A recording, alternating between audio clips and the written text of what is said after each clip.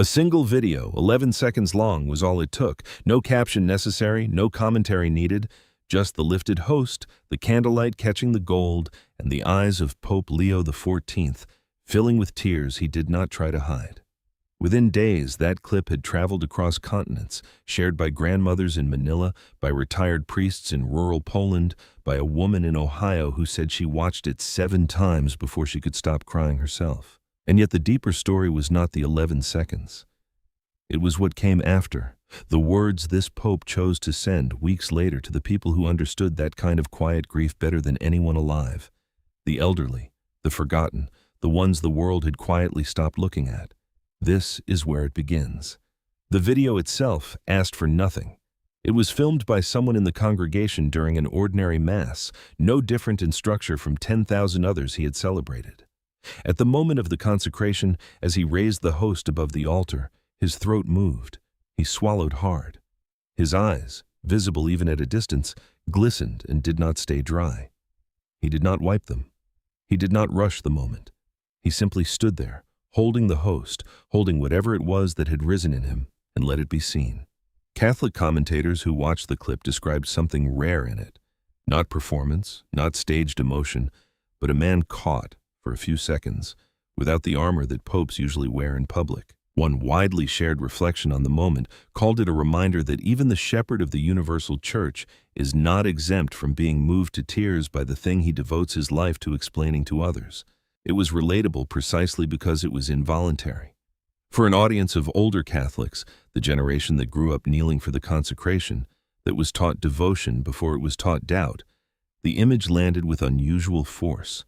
Many of them had spent decades watching popes from a careful, managed distance. White cassock, wide balcony, translated remarks, choreography. Here was something else, a man in his 70s, at the most sacred point of the liturgy, visibly overcome. It did not need subtitles, it did not need explanation. It simply said, without a single spoken word, that faith was still capable of breaking a person open, even a person chosen to lead 400 million others in it. What almost no one connected at the time, because the video had spread faster than the fuller story could follow it, was how closely that unguarded moment matched something Pope Leo XIV had been building toward for months. Since the earliest weeks of his pontificate, those close to him had noticed a recurring theme in his private remarks and unscripted asides, a preoccupation with the elderly, with the ones nobody photographs, the ones sitting alone in rooms where visitors rarely come. It surfaced first in small gestures, a longer-than-scheduled visit to a home for the aged in Castel Gandolfo, a habit of stopping to speak with grandparents in the crowd rather than moving straight past them toward younger, more photogenic faces. It surfaced again in a letter he sent, through his Secretary of State, to a Roman symposium studying the meaning of old age, in which he wrote plainly that the world around him was dominated by the logic of performance and competition, a world where strength had come to mean power, and power, left unchecked, degenerated into abuse. Fragility, he insisted, was not the opposite of strength. It was, in its own quiet way, a teacher the modern world had stopped listening to. Those words, sent to a small academic gathering, drew little public attention outside Catholic press circles, but they were not incidental. They were the early draft of something larger, something he would say directly in his own voice to every grandparent and every elderly person on earth a few weeks later.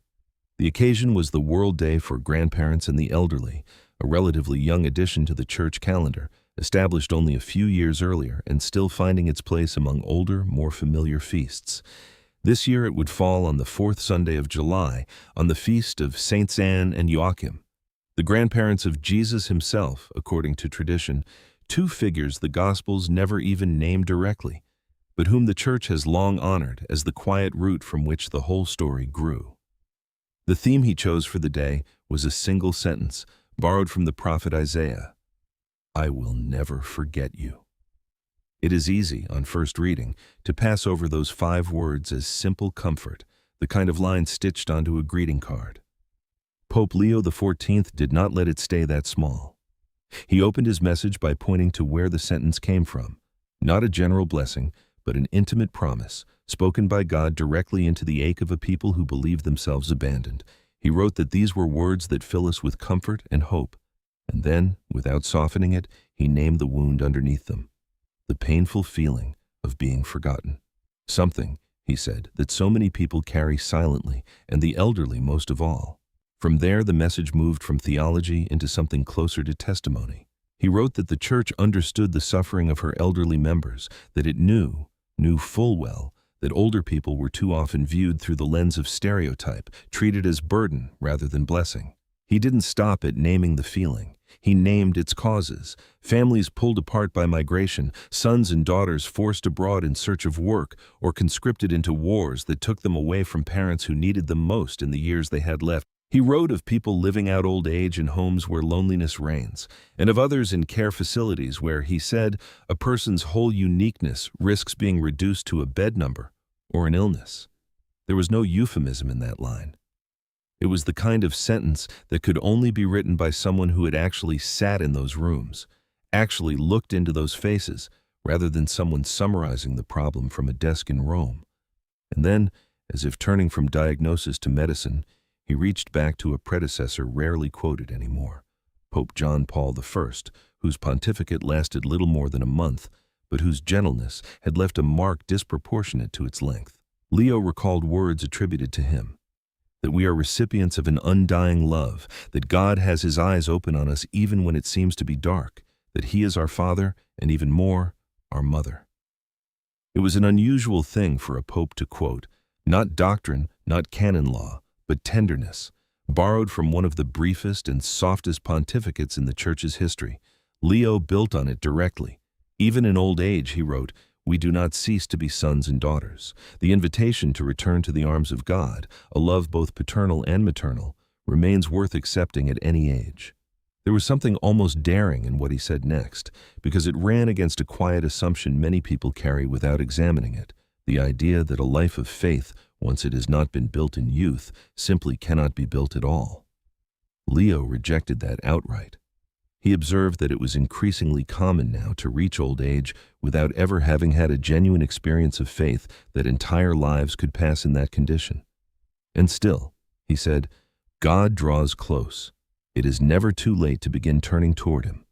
Then came the line that would be quoted more than almost any other from the message, 5 words spoken directly to the fragile and the forgotten. Do not be afraid of fragility, not despite it, not around it, through it. He said a person could, in fact, be born anew in old age, not metaphorically reborn in some poetic sense, but genuinely offered the chance to begin again, to choose paths that had nothing to do with power and everything to do with reconciliation and peace. He turned, near the end, toward the young, not to lecture them, but to ask something small and specific of them. He urged them to revive an old custom nearly lost in a hurried world, the simple act of visiting. Not only their own grandparents, he said, but the elderly relatives who had no one, the ones nobody remembered to visit at all. Bring them, he wrote, through this message and your presence, the closeness and affection of the Pope. It was a strange kind of instruction. A pope asking ordinary young people to be his hands, to walk into a nursing home on his behalf and simply sit down beside someone who had been waiting, without quite admitting it to themselves, for anyone to sit down beside them. And then, before closing, he turned his attention outward, toward the news each of these elderly readers would have been watching on their televisions. Wars grinding on, families fractured, a world that seemed to be growing harsher rather than gentler. He asked them, specifically, to pray. Not the young, not the strong, the old, the fragile, the ones the world had already written off as having nothing left to contribute. He asked them to pray earnestly that peace might come, so that the grandchildren they loved might inherit a gentler world than the one now on the news each night. And he thanked them, he said, from the bottom of his heart, for the prayers so many of them had already been offering quietly for years, especially through the simple repeated rhythm of the rosary, a devotion that asks nothing more than patience and a pair of hands still capable of moving beads. Before that Sunday message, there had been another signal, quieter still, that almost no one outside Catholic press circles had noticed. Weeks earlier, a small academic gathering convened in Rome under the title A Bridge Toward Heaven, a symposium devoted entirely to the meaning of old age. Popes do not usually attend such gatherings in person, and Leo did not either. Instead, he sent a letter delivered through his Secretary of State, and in it, he said something that read, in hindsight, like the first draft of everything that would follow. He wrote that the world these scholars were studying old age within was one dominated by the logic of performance and competition, a world where strength had quietly come to mean the display of power, and where that kind of strength, left unexamined, tended to degenerate into abuse. It was an unusually blunt diagnosis for a papal letter, the kind of sentence that named something uncomfortable rather than smoothing over it. And then, almost as a counterweight, he praised the elderly directly for a different kind of strength altogether, the strength found in physical weakness itself, in bodies that had slowed, in minds that sometimes wandered, in hands that shook now where they had once been steady. He called it a witness. He said it offered profound lessons for a younger generation that might not yet recognize its value. It was a small letter, sent to a small room of scholars, and it drew almost no headlines, but it was the seed. Everything that would later reach 400 million people in the World Day message had already been written, in miniature, for an audience of a few dozen. There is a detail in that letter worth sitting with a little longer, because it explains something about the man writing it. He did not describe old age as a problem to be managed or a stage of decline to be endured. He described it as a corrective, something the world needed precisely because it refused the world's own logic. A culture built on performance measures a life by what it can still produce. An elderly person, in the eyes of that culture, becomes a subtraction, a set of diminishing capacities. Leo inverted the equation entirely. The very frailty that a performance-driven world treated as loss, he treated as instruction. A slowed body, he seemed to be saying, teaches a lesson. A fast world refuses to learn on its own, that a person's worth was never actually tied to their output in the first place. It is worth pausing here, because this is the point where the two threads of the story finally meet. An 11-second video of a man visibly moved during the most sacred moment of the Mass, and weeks later, a written message addressed to exactly the audience that video had moved most. A message built entirely around the idea that no one, however old, however forgotten, however far from the center of the world's attention, is ever actually forgotten by the God this man had devoted his entire life to serving. The tears at the altar were never explained publicly. No Vatican spokesperson issued a statement clarifying what had caused them. They did not need to. Anyone who later read the words he chose to send the elderly a few weeks afterward could recognize something consistent in both. A man for whom faith was not an office to be performed, but something that still, after decades in it, had the power to catch him by the throat. It is worth slowing down here, on the verse itself, because Leo did not choose it casually. Isaiah 49 is not a gentle passage in its original setting. It was written to a people who had been exiled, scattered, stripped of their homeland, a people who had every reason in the world to believe they had been abandoned by the God they once trusted. Into that despair, the prophet places a single, almost defiant promise. Can a mother forget the infant at her breast? Even if a mother could forget, God says, I will not forget you. I have engraved you on the palms of my hands. Leo drew that image out carefully in his message, noting that this was not a distant, abstract kind of remembering. It was intimate. It addressed each person individually, by name, the way a parent speaks to a single child rather than announcing something to a crowd. For an audience that had spent years feeling reduced to a diagnosis, a bed number, a name on a chart clipped to a door, the choice of that verse was not incidental. It was the entire argument of the message compressed into 2 lines of ancient poetry. You have not become anonymous, no matter how anonymous the world has made you feel. There is a particular kind of loneliness that belongs almost exclusively to old age, one that younger generations rarely see, because it does not announce itself. It does not look like crisis. It looks like an empty chair at a table that used to be full. It looks like a telephone that used to ring more often. It looks like a room where the television stays on simply because the silence, without it, becomes too loud. Pope Leo XIV named that loneliness with a precision that surprised even seasoned Vatican observers, not because the theme was new to Catholic teaching, but because of how specifically, how almost clinically, he described its shape. A bed number, an illness, a uniqueness reduced to those 2 things. Anyone who has ever sat with an aging parent in a hospital corridor, waiting for a nurse to call a name instead of a room number, understood exactly what he meant. It was not the first time this pope had shown an instinct for reaching people the world had stopped noticing. Months earlier, during a visit to Barcelona, he had stood inside the Sagrada Familia as a young girl, unable to see the basilica's soaring towers with her eyes, described to him instead how she perceived them through her hands, the ridges and curves of stone translated into something her fingers could read. He listened. He did not rush her past the moment the way a tightly scheduled visit might have demanded. It was a small exchange, easy to miss inside a trip filled with larger ceremonial events, but it fit a pattern that was becoming unmistakable the longer his pontificate went on. Time and again, in room after room, the person he lingered with longest was rarely the dignitary at the front of the line. It was whoever the rest of the itinerary had planned to walk past. What makes the timing of all this matter is the broader shape of his pontificate so far. This was a pope who had already shown, in his first year, an instinct for going toward the edges rather than the center, toward migrants, toward the disabled, toward children who could not see the art around them and had to be given the chance to touch it instead. The elderly fit naturally into that same instinct, but with one difference. Migrants and children, however overlooked, still generate headlines, still draw cameras. The elderly, by contrast, are perhaps the most invisible population the modern world manages to produce, present in every family, absent from almost every news cycle.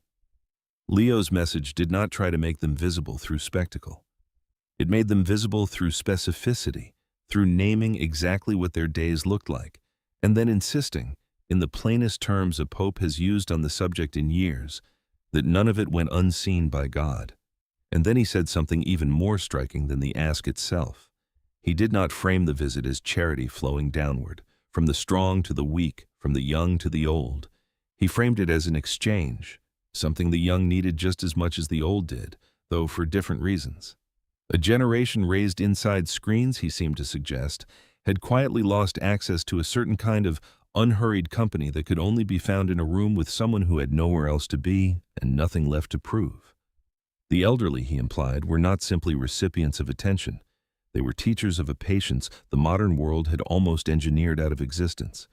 There is also something quietly radical in the request he made of the young. Not a request for money, not a request for volunteering hours logged and reported, but simply presence. A visit, 15 minutes beside a bed, a conversation about nothing in particular. In an age increasingly organized around metrics and productivity, where even acts of charity are sometimes measured in hours and outcomes, Leo asked for something that resists measurement almost entirely, the willingness to sit, unhurried, beside someone whose only need was to be looked at and remembered. By the time the fourth Sunday of July arrived and the message was formally proclaimed across parishes on every continent, it had already circulated widely online in translation, read aloud in nursing homes by chaplains, printed in bulletins, shared in the same social media circles where, weeks earlier, that 11-second video had first appeared. In more than one care facility, staff later described residents asking to hear the message read a second time, slowly, so that certain lines could be repeated back and turned over like something precious. Do not be afraid of fragility, spoken by residents who had spent two different moments, separated by time, joined by the same undercurrent.